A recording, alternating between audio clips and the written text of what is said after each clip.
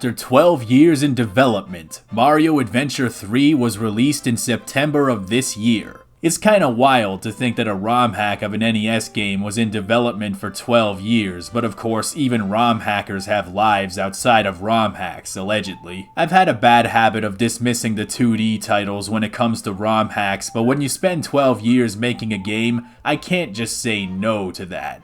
I mean, that'd just be rude. I spoke briefly about this game to close out Volume 2 of Peak ROM Hack Recommendations, but I didn't get very far into it because I hadn't gone very far into the game at that point. But I've gotten deep into it now, so there are no more excuses. Shortly after starting the game, you begin to understand why it is that it took so long to come out. If you are a fan of Super Mario Bros. 3, like a big-time fan who's an expert on the game and has played it to death, this will be your favorite ROM hack of all time. It takes what you know about the game and adds so much to it that it fundamentally becomes a simultaneously familiar yet also brand new experience. Right off the bat, you have completely new overworlds all full of levels that are probably each the size of 2.5 levels from the original. Of course, adding new levels to Super Mario Bros. 3 has been done before, but this game has a secret weapon up its sleeve, and that is all the new power-ups. These things are badass. You have the Firefox power-up that lets you do the fire dash thing from Kirby. You got the Ninja suit that lets you wall jump like a Ninja Gaiden. Ice Flower from the later Mario games lets you freeze water at enemies. Hammer Bro, which now lets you ground pound through bricks. All of these new power-ups and the depth of their usefulness are the highlight of this game, and the level designs are sure to allow all this new stuff to shine in the best way possible.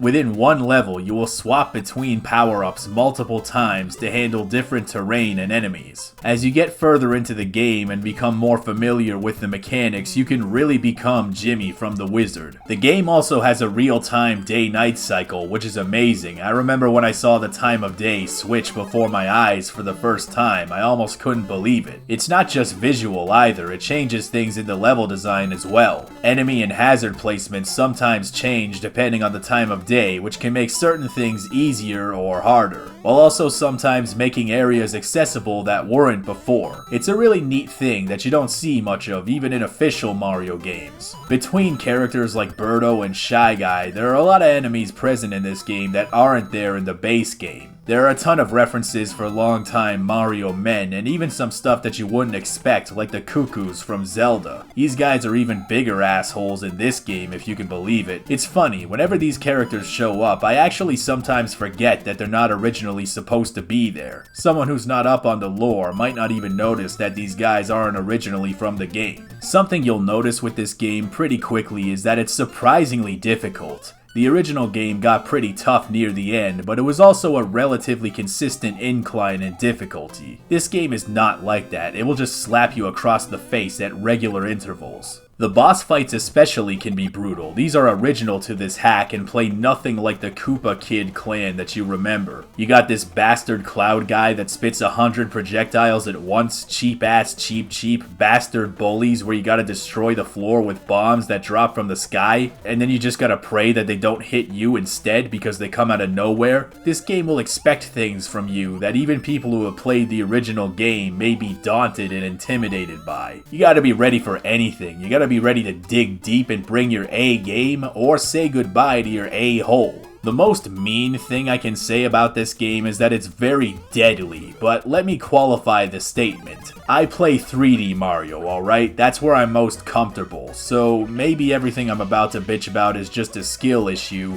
but if you've also played the game, I'm curious as to how you feel about this. As we've established, Mario Adventure 3 is an unapologetically experimental game, and you should be very intimate with that fact before playing. There is a huge array of weirdo mechanics that are very inventive even by Mario standards, but it's still a 2D platformer from the NES running underneath, so a degree of frustration and old-fashioned gamer rage comes with that territory. The second world is the Ice World, which means slippery surfaces and blowing winds. This shit really blows my horn if you can comprehend that level of comedy genius. Lakitus will come and throw shit at you. Ice guys from the original Mario Bros. Will freeze you if you touch them. Switch puzzles that'll puzzle you until your puzzler is sore. Then the Grinch will think of something that he didn't before.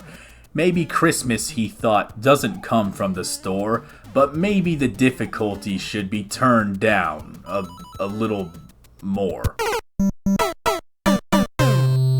There are moments in this game that remind me of those diabolical Mario Maker levels that used to go viral all the time. Navigation can also be an issue. 2D Mario games don't usually have that problem because it's usually a straightforward march to the end. In this game though, to finish a level you have to kill the Malice Mushroom at the end, which might not necessarily always be all the way at the right side of the level. Sometimes it's even hidden inside of a box or something. The levels also contain so much vertical space and secret areas, not to mention points where you need to use some power up or do some special bibbidi bobbidi boop maneuver to progress, like finding a key or carrying a trampoline across the world, or baiting some enemy into doing a very specific thing to inadvertently help you. Some of the secret stars will feel like they're impossible to find, as though you scoured the earth and they just don't exist. That wouldn't be so bad, except they're necessary to progress the game. They aren't a bonus thing that you find for fun. You need a certain amount of them to enter the castle at the end of each world. Buccaneer Sea Battle. I got stuck after finding all the keys, so I looked it up and more or less determined that the game just kind of expected me to have the foresight to keep a Hammer Bro suit on hand, or make sure whatever suit the level provided didn't get lost. And if I did lose it somehow, I had to restart the entire level. There are moments where I was ready to eat my controller and knock my own brain out with a frozen pork roast. Beginner's trap type stuff that I couldn't predict, like enemies just poofing out of nowhere, and this boss fight where there's just 2 fireballs on the ground that you won't even see are there until it's too late. The puzzles are genius, but unfortunately that makes it a nightmare for anybody who isn't a genius at the game. My stupid ass had to look up walkthroughs so many times. Occasionally there'll be some dickhead glitch like Limited Leaps level. This is a really cool level where if you jump too many times, the platforms disappear and you have to hit a switch to reset them. But sometimes the trampolines despawn when they go off screen, making it impossible to complete. Now it might sound like I hate this game now, but really it was all very impressive.